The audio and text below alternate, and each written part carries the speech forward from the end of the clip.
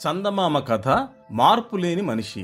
ఒక ఊర్లో ముగ్గురు అన్నదమ్ములుండేవారు. పెద్దవాడు సూర్యవర్ధనుడు, రెండోవాడు చంద్రవర్ధనుడు, కడసారివాడు బాలవర్ధనుడు. తండ్రి వీరికి విడిచిపెట్టిపోయిన ఆస్తి ఒక్క మామిడి చెట్టు మాత్రమే. అయితే ఆ మామిడి చెట్టు చాలా చిత్రమైంది.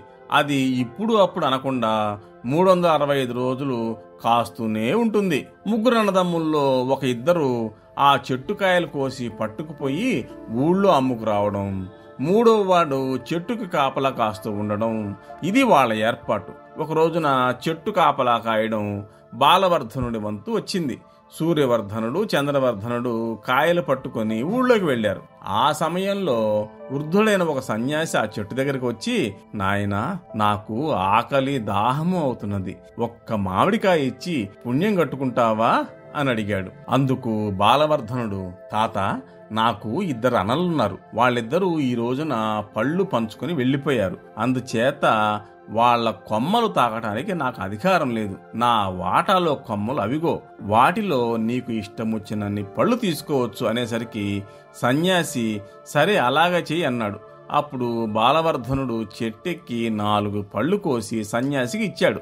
అవి పుచ్చుకొని సన్యాసి సంతోషంతో వెళ్లిపోయాడు. మర్నాడు చెట్టు కాపలా కాయడం సూర్యవర్ధనుడి వంతు. వృద్ధ సన్యాసి సూర్యవర్ధనుడి వద్దకొచ్చి బాలవర్ధనుణ్ణి అడిగినట్టుగానే అడిగాడు. సూర్యవర్ధనుడు తన వంతు కాయలలో 4 ఇంచి తీసి సన్యాసికి భక్తితో సమర్పించాడు. సన్యాసి సంతోషించి వెళ్లిపోయాడు.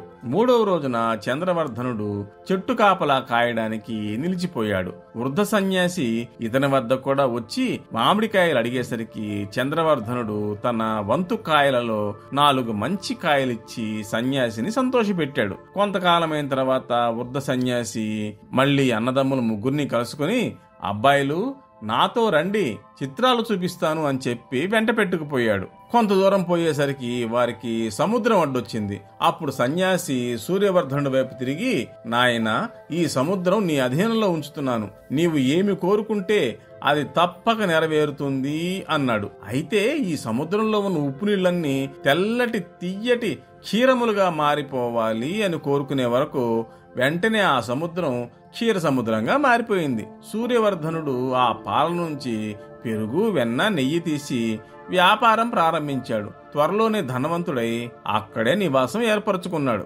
ఆ తర్వాత సన్యాసి తక్కినిద్దరిని వెంట పెట్టుకుని మళ్లీ బయలుదేరాడు. కొంతసేపటికి ఒక పెద్ద మైదానం కనబడింది. అందులో కొన్ని లక్షల పావురాల పెట్టలు గింజలు ఎరుగుని తింటున్నాయి. సన్యాసి ఒకసారి చంద్రవర్ధనుడి వైపు తిరిగి, నాయనా, ఈ మైదానము, పావురాలు నీ అధీనం చేస్తున్నాను, నీ మనసులో కోరిక ఏమిటో చెప్పు, నెరవేరుస్తాను అన్నాడు. అయితే ఈ పావురాల పెట్టలన్నీ గొర్రెలుగా మారిపోవాలి అని కోరాడు చంద్రవర్ధనుడు. వెంటనే మైదానమంతా గొర్రెలతో నిండిపోయింది. చంద్రవర్ధనుడు అక్కడే స్థిరపడి ఆ గొర్రెల ఉన్నితో తివాచీలు నేయించి వర్తకం ప్రారంభించి ధనవంతుడయ్యాడు. ఇక వృద్ధ సన్యాసి బాలవర్ధనుడిని తీసుకుని ముందుకు సాగిపోయాడు. పోగా పోగా ఒక చిన్న ఆలయము, అందులో దేవి విగ్రహము కనపడ్డాయి. అక్కడ ఆగి వృద్ధ సన్యాసి బాలవర్ధనుడితో, అబ్బాయ్, ఈ గుడిలో ఉండే దేవిని తలుచుకుని నువ్వు ఏమి కోరుకుంటే అది నెరవేరుతుంది అనేసరికి బాలవర్ధనుడు, అయితే స్వామి, దాపరికమెందుకు, నాకు ఒక్కటే కోరిక ఉన్నది, ఈ ఊరి పట్టపురాజు గారి కూతుర్ని పెళ్లాడాలి అన్నాడు. బాలవర్ధనుడి కోరికకు సన్యాసి చిరునవ్వు నవ్వుకొని, నువ్వు భలే ఘటికుడివేనోయ్ అని ప్రేమతో వీపు తట్టి అతనిని తన వెంట రాజుగారి కోటకు తీసుకుపోయాడు. వృద్ధ సన్యాసి బాలవర్ధనుడు కలిసి వెళ్లేసరికి అక్కడ 2 రాజకుమారులు తయారుగా కూర్చుని ఉన్నారు. ఇప్పుడు రాజకుమారి కోసం వచ్చిన బాలవర్ధనుడు 3వ వాడన్నమాట. రాజకుమార్తెను పెళ్లాడడానికి 3 యువకులు పోటీగా కూర్చునేసరికి రాజుగారికి ఆలోచన పాలుబోలేదు. ఆయన వృద్ధ సన్యాసికి నమస్కరించి, మహానుభావ, మీరు సర్వజ్ఞులు, మా క్షేమం కోరిన వారు కనుక వివాహ విషయంలో మీకు తోచినట్టు నిశ్చయించండి అన్నాడు. అప్పుడు వృద్ధ సన్యాసి 3 గులాబీ మొక్కలు తెప్పించి 3 యువకుల పేర్లు వాటి మీద రాయించి రాజకుమార్ని స్వయంగా అందరి ఎదుట నాటమనండి. అందులో ఏ మొక్క రేపు ఉదయానికల్లా పూస్తుందో ఆ యువకుణ్ణి ఆమె వరించినట్టే నిశ్చయం అని చెప్పాడు. అందరూ ఈ ఏర్పాటు బాగుందన్నారు. అందరి ఎదుట రాజకుమారి 3 మొక్కలు నాటింది. సన్యాసి మహిమ వల్ల బాలవర్ధనుడి పేరు రాసిన మొక్క మర్నాటికల్లా చక్కటి పువ్వు పూసింది. తక్కిన 2 మొక్కలు నాటినవి నాటినట్టే ఉన్నాయి. కనుక రాజకుమారికి బాలవర్ధనుడికి అతి వైభవంగా వివాహం జరిగింది. ఆ దేశాచారం ప్రకారం అడవిలో ఒక కుటీరం నిర్మించుకొని నూతన దంపతులు 5 ఏళ్ల పాటు అందులో కాలక్షేపం చేయాలి. ఆ ప్రకారమే ఇప్పుడు బాలవర్ధనుడు రాజకుమారి నివసిస్తూ ఉన్నారు.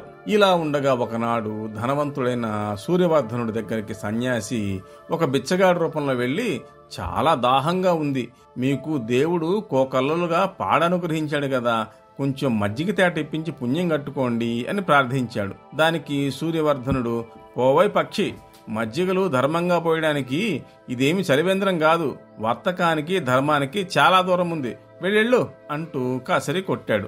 అప్పుడు సన్యాసి కోపమొచ్చి, అప్పుడే నీకింత కళ్ళు నెత్తిమీదకొచ్చాయా, నిన్ను నువ్వు తెలుసుకునేటట్టు చేస్తానుండు అని చెప్పి సముద్రం పైన మంత్రజలం చల్లేసరికి చూస్తూ ఉండగానే తెల్లటి క్షీర సముద్రం మారిపోయి అందులో మళ్లీ మామూలుగా ఉప్పు నీళ్లు సిద్ధమయ్యాయి. సూర్యవర్ధనుడితో సన్యాసి, మేలు మరచిన కృతజ్ఞుడా, నీవు ఎప్పట్లాగా మామిడి చెట్టు వద్దకు పోయి కాపలా కాసుకుంటూ ఉండు పో అని చెప్పి అదృశ్యమయ్యాడు. ఇక రెండోవాడు ఎలా మారిపోయాడో కనిపెట్టాలని సన్యాసి మారువేషంతో చంద్రవర్ధనుడికి పోయి, నాయనా చలికి వణికిపోతున్నాను, ముసలి ముండావాడిని, నీకు దేవుడు ఇన్ని గొర్రెలను ఇచ్చాడు కదా, మీకు పనికిరాంది ఏదన్నా ఒక చింకి కంబళి ముక్క నాకు పారవేయండి, మీ పేరు చెప్పుకొని కప్పుకుంటాను అని కోరేసరికి చంద్రవర్ధనుడు, సరి మేము నేసిన కంబళీలు 4 నీలాంటి సన్యాసులకు పంచిపెట్టేస్తే మేమెక్కడికి పోవాలి, మా వర్తకం ఏం కావాలి, వెళ్ళెళ్ళు అంటూ కసిరి కొట్టాడు.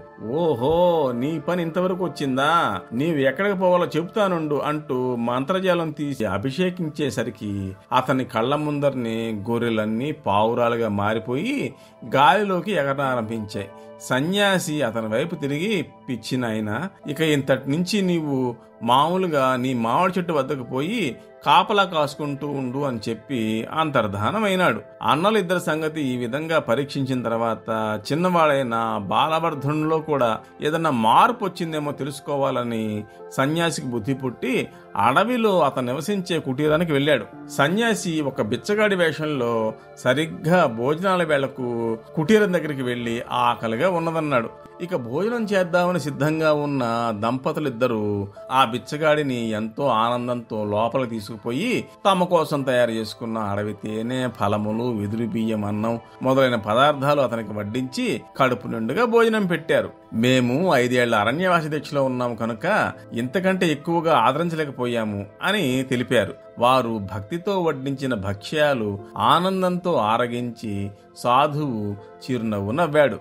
నాయనా, మామిడి చెట్టు కాపలా కాసే నాటి నీ మంచితనం మార్పు లేకుండా ఇప్పటికీ నీలో అలాగే ఉన్నందుకు సంతోషించాను. నీవు మంచివాడు గనకనే నీకు తగిన భార్య దొరికింది. దేశాచారం ప్రకారం మీరు ఇంకా దీక్షలో ఉండవలసినప్పటికీ అరణ్యవాసం చేస్తున్నామే అనే బాధ మీకు ఇంతటి నుంచి కలగబోదు. మీరు ఎక్కడ ఉంటే అక్కడ రాజభోగంగా ఉంటుందని చెప్పి ఆ కుటీరంపై మంత్రజలం చల్లాడు. తక్షణమే ఆ కుటీరం ఒక రాజభవనంగా మారిపోయింది. అందులో రాజుగారి కోటలో ఉన్నట్టే అన్ని హంగులు అమరి ఉన్నాయి.